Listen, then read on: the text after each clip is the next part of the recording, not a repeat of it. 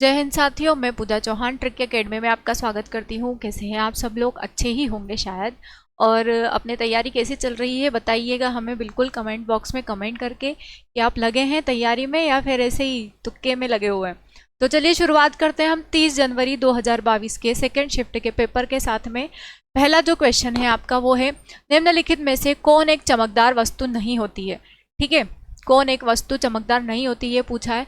रवि यानी कि सन, सूर्य, दीवार, मोमबत्ती, इलेक्ट्रिकल लैंप। तो सही आंसर क्या आएगा इसका? दीवार। दीवार जो होती है ये चमकदार नहीं होती है। ठीक है, ऑप्शन बी इसका सही आंसर होगा। अगला प्रश्न देखते हैं हम। बलों और बलाघूर्णों के प्रभाव में कणों या पिंडों की गति किसका मुख्य फोकस है?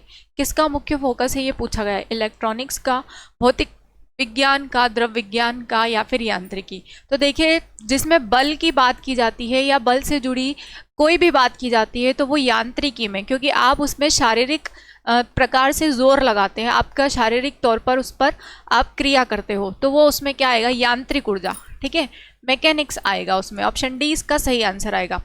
अगला प्रश्न है, निम्नलिखित में से कौन जिम्नोस्पर्म की विशेषता नहीं है? जिम्नोस्पर्म की विशेषता कौन सी नहीं है? स्पोरोफिल को शंकु बनाने के लिए एकत्रित किया जाता है, जाइलम में वाहिकाओं की कमी, फ्लोएम में साथी कोशिकाओं में कमी, या फिर एंडोस्पर्म कोशिकाएं त्रिगुणित है। तो एंडोस्पर्म आ रहा है इसमें, तो ये वाला नहीं होगा।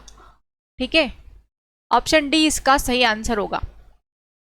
नेक्स्ट क्वेश्चन है, वातावरण में मौजूद गैस जो मुख्य रूप से ग्लोबल वार्मिंग के लिए जिम्मेदार नहीं है। ग्लोबल वार्मिंग जैसे कि एक प्रकार का प्रदूषण ही है, तो कौन सा है, जो कौन सी गैस है जो कि इसके लिए जिम्मेदार नहीं है? कार्बन डाइऑक्साइड, ऑक्सीजन, नाइट्रोजन या क्लोरीन। सही आंसर क्या आएगा इसका? ऑक्सीजन। ऑक्सीजन जो रहता है ये ग्लोबल वार्मिंग में सम्मिलित नहीं होती है। ठीक है, और सबसे ज़्यादा अगर पूछे कि ग्लोबल वार्मिंग में सबसे ज़्यादा जिम्मेदार गैस कौन सी होती है, तो कार्बन डाइऑक्साइड होती है, पर इसमें ऑक्सीजन नहीं होती है। अगला क्वेश्चन है, प्लग और स्विच बनाने के लिए उपयोग किया जाता है। किसका उपयोग किया जाता है? टेरेलिन का, पॉलिएस्टर का, बेकेलाइट का, ये टेफ्लॉन का। सही आंसर क्या आएगा इसका? बेकेलाइट। ऑप्शन सी इसका सही आंसर होगा। देखिए, पेपर में ये जो बहुलक वाला टॉपिक है ये बहुत पूछा जा रहा है। ठीक है, बहुलक वाला टॉपिक बहुत पूछा जा रहा है, तो जो भी बच्चे वीडियो देख रहे हैं ध्यान रखना, आप बहुलक वाला टॉपिक भी प्रिपेयर कर कर जाना, ताकि आपके कम से कम 2 से 3 क्वेश्चन सही हो जाएंगे। और वैसे भी 1 नंबर आपका सिलेक्शन रुकवा भी सकता है और आपको सिलेक्शन दिलवा भी सकता है। तो मेरिट लिस्ट में आने के लिए बहुलक वाला टॉपिक भी आप अच्छे से कर सकते हो। साथ में प्लांट किंगडम और एनिमल किंगडम भी बहुत अच्छे से प्रिपेयर कर लीजिए। एनिमल किंगडम मैंने पढ़ा दिया है, अभी थोड़ा बहुत और बाकी है, तो मैं वो भी कंप्लीट करवा दूंगी। मैं आपको आज ही की क्लास में कंप्लीट करवा दूंगी मैं। तो आप कुछ टॉपिक जो हमेशा पूछे जाते हैं वो अच्छे से प्रिपेयर करके रखिए और अपनी तैयारी को मजबूत बना कर रखिए। और हम आपको और टॉपिक्स भी बता सकते हैं कि आप कौन कौन से टॉपिक और अच्छे से प्रिपेयर कर सकते हो, जो कि आपको नंबर स्कोर करने में मदद करेंगे। ठीक है, आपका सिलेक्शन करवा सकते हैं ऐसे टॉपिक। चलिए आगे बढ़ते हैं हम। निम्नलिखित में से कौन सा एक बीजपत्री पौधों में देखा जाता है? एक बीजपत्री पौधों में, तो वो क्या आएगा?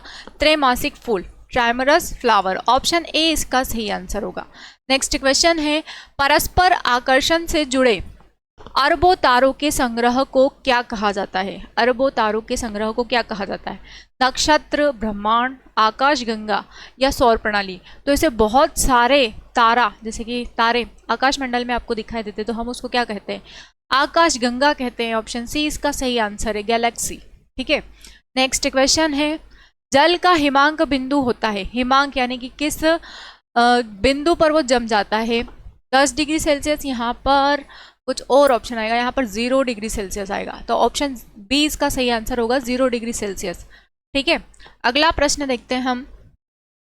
किस देश ने दक्षिण एशियाई फ्लैश फ्लड गाइडेंस सिस्टम विकसित किया है? फ्लैश फ्लड गाइडेंस सिस्टम किसके द्वारा विकसित किया गया है? ठीक है, ये किसके द्वारा विकसित किया गया है? भारत। ये वाला क्वेश्चन थोड़ा डाउटफुल था, मैं आपको बता दूंगी नेक्स्ट क्वेश्चन। नेक्स्ट पीडीएफ में। अगला प्रश्न है, लुई पाश्चर ने 1857 में की खोज की थी। किसकी खोज की थी लुई पाश्चर ने? एंटीबायोटिक्स की, किण्वन की, एंटीबॉडी की या फिर टीके की? तो देखिए लुई पाश्चर ने 1857 में फर्मेंटेशन यानी कि किण्वन की खोज की थी। किण्वन में जो श्वसन होता है ये अवायवीय प्रकार का श्वसन होता है और इनकी कोशिकाएं जो होती है प्रोकैरियोटिक टाइप की होती है। प्रोकैरियोटिक भी नहीं बोल सकते हम, इसमें मीसोडीमिस नाम से कुछ पाया जाता है, ठीक है, मीसोडर्मिस नाम से। अगला प्रश्न है, हमारे छाती के प्रत्येक तरफ कितनी पसलियां होती है? हर एक तरफ कितनी पसलियां होती है? तो 12 जोड़ी, एक तरफ 12 जोड़ी, दूसरी तरफ 12 जोड़ी। ऑप्शन बी इसका सही आंसर है। नेक्स्ट क्वेश्चन है, कुछ विशेष परिवर्तनों के साथ लार्वा यानी कि टेडपोल, मेंढक का छोटा बच्चा, का वयस्क में रूपांतरण कहलाता है। जब मेंढक बिल्कुल छोटा सा रहता है उसको लार्वा या टेडपोल कहा जाता है, और जब वो बड़ा हो जाता है, वयस्क हो जाता है, तो उसका रूपांतरण क्या कहलाता है? उसका रूपांतरण कहलाता है मेटामॉर्फिसोसिस, रूप परिवर्तन।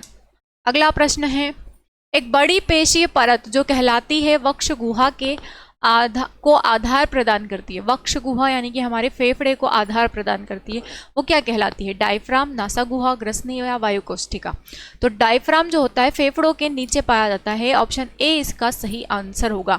ये हमारे फेफड़ों को, फेफड़े खसक के जब हम सांस लेते हैं, सांस ली हमने तो फेफड़े ऊपर आ जाते हैं, सांस छोड़ते तो फेफड़े नीचे चले जाते हैं। तो उसकी जो गति रहती है, इस गति में हो सकता है कि फेफड़े ज़्यादा ऊपर चले जाए या ज़्यादा नीचे चले जाए, तो इनके बीच की जो भी क्षमता होती है कि ये अपनी पोजीशन में फिर से आ जाए, इसीलिए क्या पाया जाता है? डायफ्राम पाया जाता है, ठीक है। अगला प्रश्न है, कुछ पदार्थों के सड़ने और खाद में बदलने को क्या कहते हैं? उसको कहा जाता है कंपोस्टिंग। ऑप्शन ए इसका सही आंसर है। अगला प्रश्न है, यदि कोई व्यक्ति सदमे का अनुभव करता है तो निम्नलिखित में से क्या प्राथमिक चिकित्सा में नहीं किया जाना चाहिए? क्या प्राथमिक चिकित्सा में नहीं किया जाना चाहिए? ऑप्शन है, व्यक्ति को लेटाएं और उसके पैरों को सिर से नीचे के स्तर पर रखें, व्यक्ति के कपड़े ढीले रखें, व्यक्ति को शांत करें, या फिर व्यक्ति को चूसने के लिए एक साफ गीला कपड़ा दें। ये तो कुछ ऑप्शन नहीं होंगे, बिन हाथ पैर वाले ऑप्शन है। तो ऑप्शन ए इसका सही आंसर है कि व्यक्ति को पहले लेटाएं और उसके पैरों को सिर से नीचे के स्तर पर रखें। ऑप्शन ए इसका सही आंसर है, ठीक है।